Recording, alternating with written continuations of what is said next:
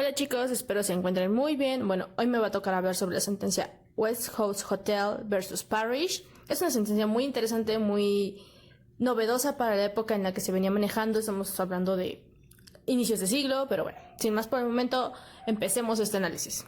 Contexto histórico. Voy a abarcar un poco más sobre el contexto histórico porque se me hace muy importante para ver todo un análisis un poco más profundo sobre esta sentencia que es muy interesante desde mi punto de vista. Bueno, la sentencia se da en la década de los 30, 1937 para ser más exactos.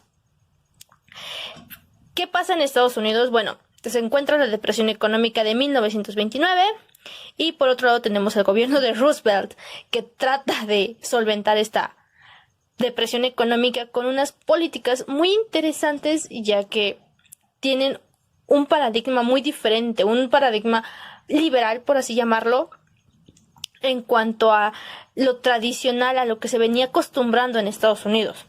A las políticas económicas de Roosevelt se les conocía como New Deal. El New Deal tenía una táctica muy interesante, ya que tenía preferencia a la intervención del Estado, o en este caso el gobierno, frente a los procesos de producción y reglas jurídicas que estos tenían. Es decir, el Estado tenía que intervenir en la regulación del libre mercado para que no hubiera exceso de los patrones hacia los trabajadores y estos tuvieran un mejor salario, mejores condiciones laborales y pudieran realizarse dentro del medio de producción. Las sentencias a las que hago referencia son las sentencias de Notcher versus New York de 1905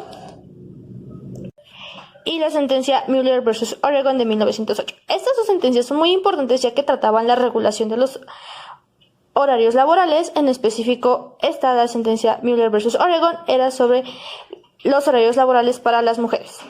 Y por último tenemos la sentencia Hammer versus Dagenhart de 1918.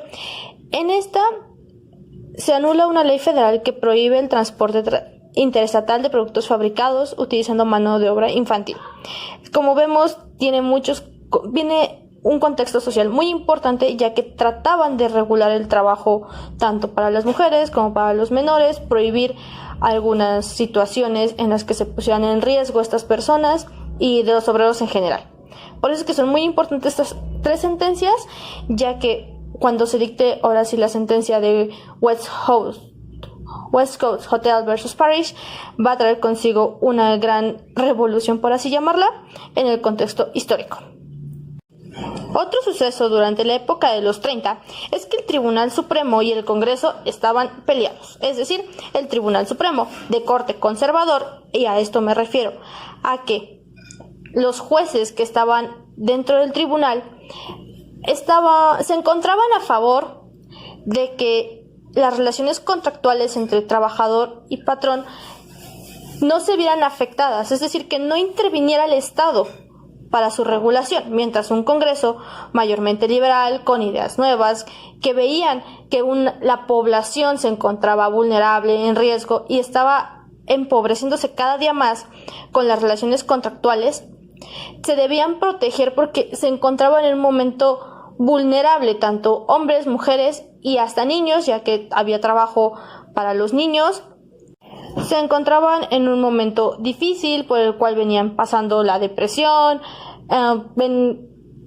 cada vez había más pobres y bueno, el Congreso al ver esto decide empezar a legislar en esas materias, empieza a hacer leyes protectoras para su pueblo porque pues lo ven en un estado de crisis, lo ven en un estado de que no puede haber más pobres y las empresas no pueden seguir enriqueciéndose de esa manera.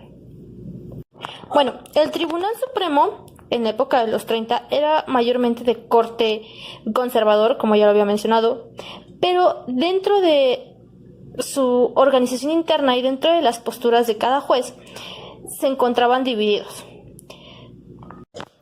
Por un lado tenemos a los conservadores, en ellos se encontraban los llamados The Four Horsemen, se encontraba Van Devanter, McReynolds, Sutherland y Butler.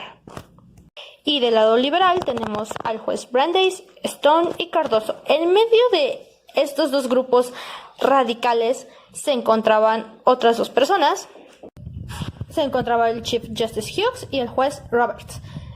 Bueno, aquí tenemos que el Tribunal Supremo se conformaba por 9 jueces y viene una interesante reforma con Roosevelt que aumenta el número de jueces a 15 con el pretexto de que los jueces actuales eran personas de cierta edad y bueno, tenían ideas muy conservadoras, muy atrasadas y debían tener, y los 6 jueces nuevos que debían entrar eran elegidos por el presidente con ideas liberales, con otro tipo de ideología que venían haciéndole contrapeso a los jueces conservadores, como ya lo había mencionado, los Four Horsemen.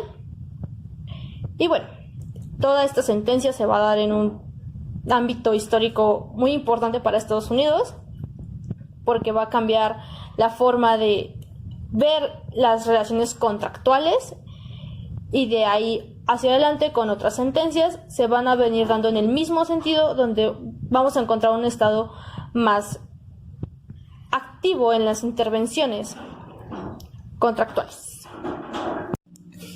Por otro lado, teníamos a un Congreso liberal que empieza a legislar en materia económica y en materia social, esto con el fin de proteger a la ciudadanía, proteger la economía, porque pues como bien vemos venían saliendo de una crisis económica, de la depresión económica del 29 y el Congreso empieza a tomar cartas en el asunto para ver cómo poder solventar esta crisis.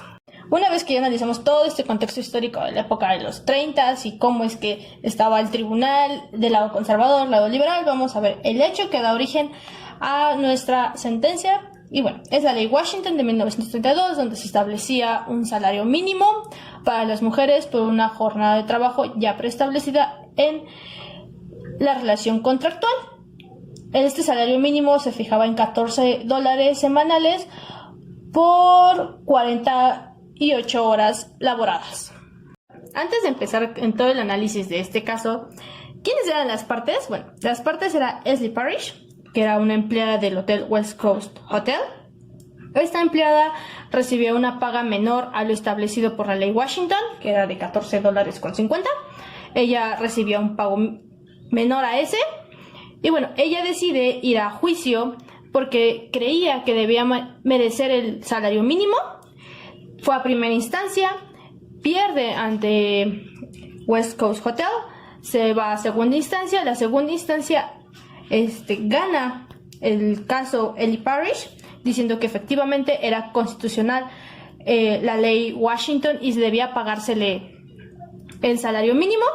West Coast Hotel, los abogados de West Coast Hotel no están de acuerdo con ello y deciden ir ante el Tribunal Superior, donde se suscita toda una serie de disposiciones y de votos a favor, en contra, lo que al final dan una sentencia, y bueno, es la que vamos a analizar en unos momentos más. Los elementos jurídicos que se encontraban en pugna ante esta controversia era la ley Washington, que establecía el salario mínimo, una ley estatal, y la libertad contractual, lo que decían los abogados de West Coast Hotel. ¿Cuál de las dos era constitucional? La libertad contractual, ya que los abogados decían que la Constitución de Estados Unidos regulaba una libertad que era absoluta, que no debía inmiscuirse el Estado o el gobierno en las relaciones contractuales, y por ende decían que la ley Washington era inconstitucional y no debía hacérsele caso. La ley Washington, pues el salario mínimo establecido para las mujeres.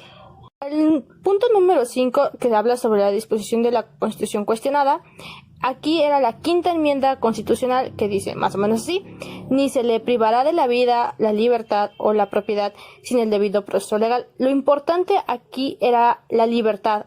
La libertad tenía algún límite, era ilimitada, entonces de ahí se tomaron varias ideas los abogados del West Coast Hotel que hacían referente a esta parte sobre la libertad. ¿Qué tan libre será un ciudadano para realizar sus contratos con el patrón y el trabajador? Bueno, y la otra disposición era la ley Washington, de 1932. Esta la llamaban inconstitucional porque limitaba las relaciones contractuales entre un trabajador y el patrón o entre los mismos